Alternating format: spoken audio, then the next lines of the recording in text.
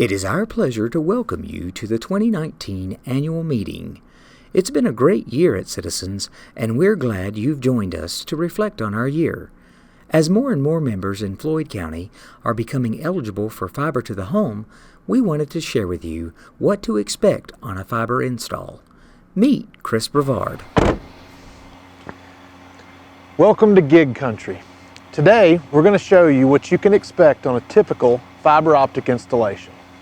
Phase 1. It starts with our engineers. The contractor will look over our plans with the engineering department to discern if there are any conflicts with any underground utilities, such as power, water, septic drains, water lines, etc. Once the contractor has determined the path, they will use a vibratory plow to install the underground fiber optic cable from the access pedestal at the road to the side of the house where the transition box will be located. Using this vibratory plow, the machine will slice through the soil with its blade while simultaneously placing the fiber optic cable underground by allowing the cable to pass through a chute built into the back of the plow blade. Generally, this cable will be installed at a depth of approximately 12 inches. The contractor may hand dig to negotiate around obstacles, such as the previously mentioned utilities, flower beds, decks, etc.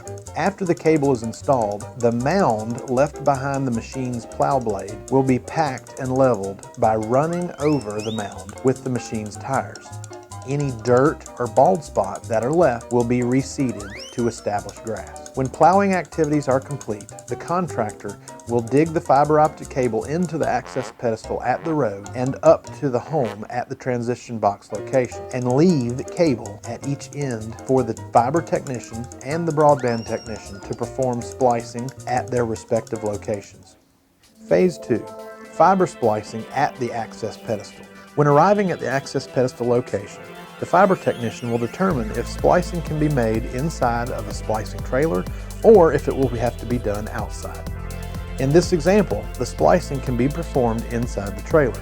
For many of our areas, this will not be the case, and it will have to be performed outside on a table.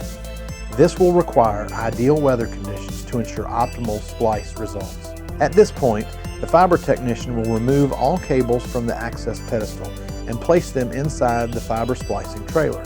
The fiber technician will then strip the outer covering off the cable using a knife to access the buffer tubes and fibers inside. Once the tubes containing the fiber optic strands are exposed, the framework of the splice case will be installed into the cables and fiber optic strand tubes placed in the fiber trays.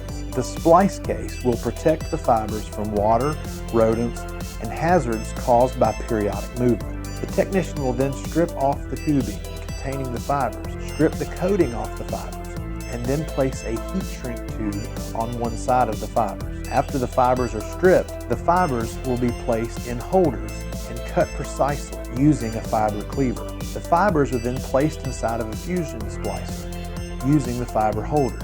At this point, the fusion splicer will align the ends and splice the fibers using electric arcing technology. Once the fusion splice is complete, the fiber technician will place the heat shrink over the splice and place it in an oven on the splicer to activate the heat shrink tubing. When the heat shrink is finished, the heat shrink tube will be placed in the fiber tray located in the splice case frame. The heat shrink and fiber tray both help to organize and stabilize the splice to avoid movement and potential breakage. With the splicing complete, the fiber technician will put a cover on the splice case, coil up the excess fiber, and replace it back into the fiber access pedestal, completing the splicing procedure. Phase 3. Basic installation at the home.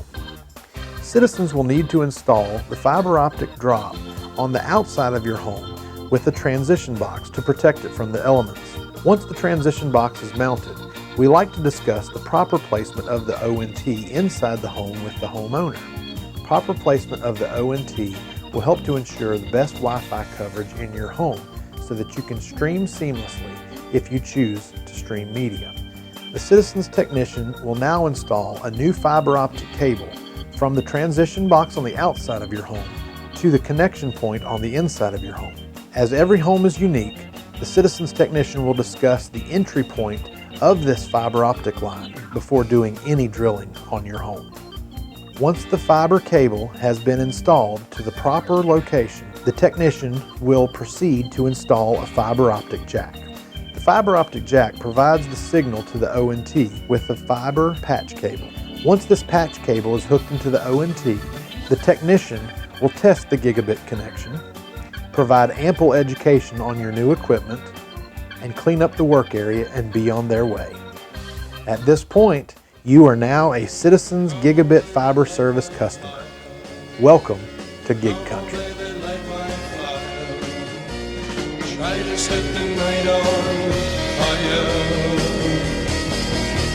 The child never light my fire.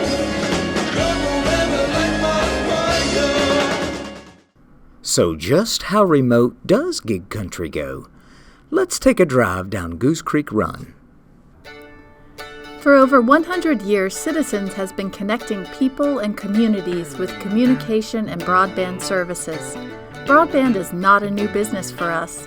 As a technology leader in Southwest Virginia, we have a deep commitment to rural America.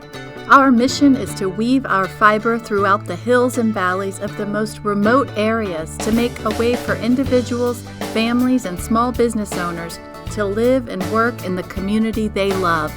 Rural connectivity matters. A high-speed connection is not something most people would consider a luxury, but a necessity. Citizens has made it our mission to offer residents of Floyd County high-quality, reliable gigabit fiber to the home. Exceeding the FCC minimum requirement of 25 megabits per second download and 3 megabits per second upload, we set ourselves apart from the competition by being the only company in Virginia to provide gigabit fiber to the home, offering 1 gigabit per second download and 500 megabits per second upload in a rural area. We do this in the most rural of places because rural connectivity matters.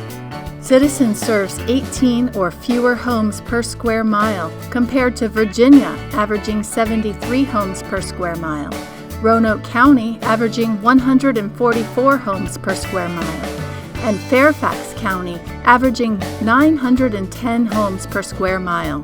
We are Citizens, providing high-speed connectivity to our rural community.